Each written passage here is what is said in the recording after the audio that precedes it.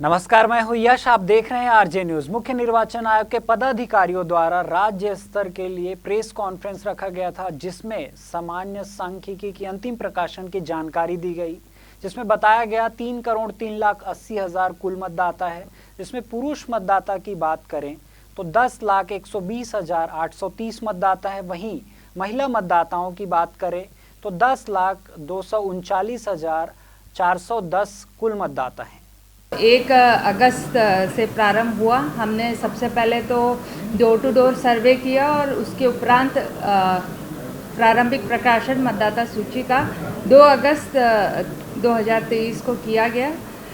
प्रारंभिक मतदाता सूची के प्रकाशन के उपरांत 2 अगस्त से 11 सितंबर तक दावे आपत्तियां ली गई और इसके पश्चात जो है आज 4 अक्टूबर को राज्य के सभी 90 विधानसभा क्षेत्रों में 24,109 पोलिंग स्टेशंस पर जो है मतदाता सूची का अंतिम प्रकाशन हुआ है। अब ये वही मतदाता सूची है जिसके आधार पर विधानसभा के चुनाव होंगे और जो कि साल के अंत के पूर्व तक होंगे। इस मतदाता सूची के संबंध में जो अद्यतन अब आंकड़े हमने प्रकाशित किए हैं, ये co.chhattisgarh.nic.in हमारी वेबसाइट पर कोई भी मतदाता इसे देख सकता है। आप इसे एक्सेस कर सकते हैं और इस पोर्टल पर सभी डिस्ट्रिक्ट्स के भी वेबसाइट्स को लिंक है और इसे कोई भी मतदाता एक्सेस करके देख सकता है। जो आज की तिथि में कुल मतदाता के आंकड़े हैं वो है 2,03,60,240। इसमें पुरुष मतदाता है 1,12,0830 और महिला मतदाता है 2,39,410। तो 1,02,39,410 महिला मतदाता और 1,02,0830 पुरुष मतदाता है। इस तरह राज्य में कुल मतदाताओं की संख्या है 2,03,60,240।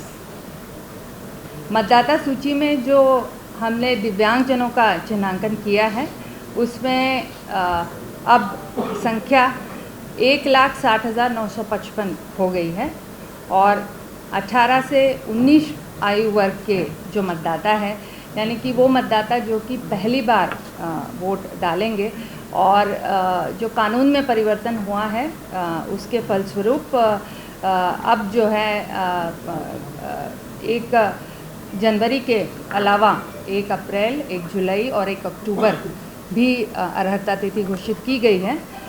इस वजह से जो है 7,23,771 ऐसे मतदाता होंगे जो इसका लाभ ले पाएंगे। विगत चुनाव में ये कानून नहीं था और 1 जनवरी के बाद यदि आप 18 साल पूर्ण करते थे तो आप जो है पात्र नहीं होते थे।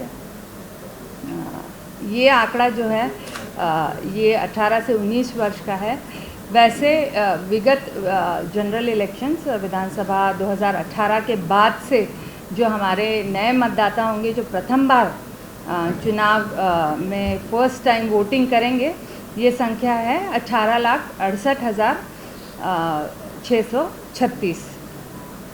इस तरह राज्य में जो वरिष्ठ नागरिक मतदाता है वो है 1,86,215 और छत्तीसगढ़ राज्य में निर्वाचक नामावली की अंतिम प्रकाशन तिथि में जो सर्विस वोटर्स है उसकी संख्या है 19,839। वर्तमान पुनरीक्षण में जो हमारा 2 अगस्त से 11 सितंबर तक के चला था, जो कि द्वितीय पुनरीक्षण था, उसमें 10,10,699 नए मतदाताओं के नाम जोड़े गए थे इस अवधि में और 2,90,874 जो है नामों का विलोपन हुआ और 7,19,825 जो है वो कुल नेट इंक्रीज़ हुआ, वृद्धि हुई। ज़िला स्तर पर आज ज़िला निर्वाचन कार्यालयों में सभी मान्यता प्राप्त राजनीतिक दलों को इस मतदाता सूची की 2 कॉपियाँ प्रदान की जाएगी, एक सॉफ्ट कॉपी और एक हार्ड कॉपी। और जैसे कि मैं बता चुकी हूँ, co.chhattisgarh.nic.in पर भी आप इस वेबसाइट से मतदाताओं का जो मतदाता सूची है उसको एक्सेस कर सकेंगे। प्रदेश में जो एपिक कवरेज है वो 99.86% है और अब तक हम 17 लाख से भी अधिक एपिक कार्ड्स का प्रिंटिंग और वितरण राज्य में कर चुके हैं। यदि किसी मतदाता को अपना ई-एपिक डाउनलोड करना है, यानी कि फिज़िकल एपिक के अलावा भी ई-एपिक डाउनलोड की भी सुविधा आयोग ने दी है।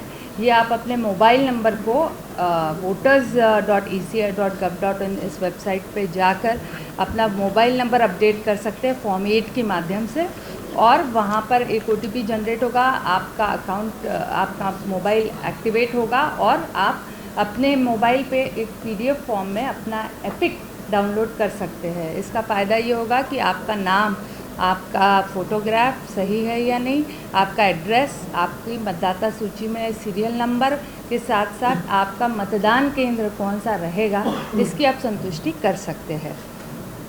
यदि आपको एपिक कार्ड, आप नए मतदाता हैं और आपका नाम 4 अक्टूबर की सूची में नहीं जुड़ा है, तो भी चिंता करने की बात नहीं है।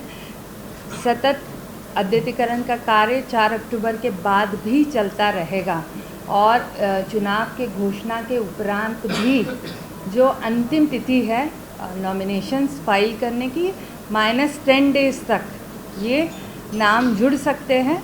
तो यदि आप कोई मतदाता है और अभी भी नाम नहीं जुड़ा है तो भी आपका नाम जुड़ सकता है। इसके अलावा भी एड्रेस चेंज की फैसिलिटी भी ओपन रहेगी यदि कोई मतदाता अपना पता संशोधन करना चाहता है तो।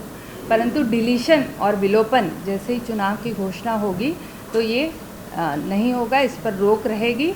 इसके साथ साथ फॉर्म 8 के अन्य गतिविधियां भी, जैसे कि एपिक, न्यू एपिक इशू कराना या PWD मार्किंग या अन्य कोई संशोधन है, तो वो भी संभव नहीं हो पाएगा। जो हमारा निर्वाचन नामावली है, ये निर्वाचन नामावली मदर रोल कहलाएगी। इसके बाद एक सप्लीमेंट्री और बनेगा जो कि चुनाव कार्यक्रम घोषणा के बाद जो भी नॉमिनेशन की लास्ट डेट रहेगी उसके 10 दिन के पूर्व तक के काम चलेगा। तो ये हो गया फॉर्म 7 और 8 के बारे में। और फॉर्म 6 के माध्यम से नाम जोड़ने की प्रक्रिया जो आज के बाद भी प्रारंभ रहेगी, गतिशील रहेगी। निर्वाचन की घोषणा होने के उपरांत जो है प्रोसेसिंग कार्य जो है वो पूर्णतः बंद हो जाएगा, ये भी मैं बताना चाहूँगी। तो हमारा जो राज्य का EP रेशियो है वो जब हमने प्रारंभिक प्रकाशन किया था तो 64% था, वो अब बढ़ करके 67% हो गया है। और राज्य में जो जेंडर रेशियो है वो जब हमने प्रारंभिक प्रकाशन किया था तो 1003 था, आज यानी कि 1000 पुरुषों पर 1003 महिलाएं मतदाता थी, अब वो बढ़ करके 1012 हो गया है। 1000 पुरुषों पे महिला मतदाता अब 1012 हो गई है। तो ये हमारे लिए, हमारे राज्य के लिए काफ़ी अच्छे संकेत है।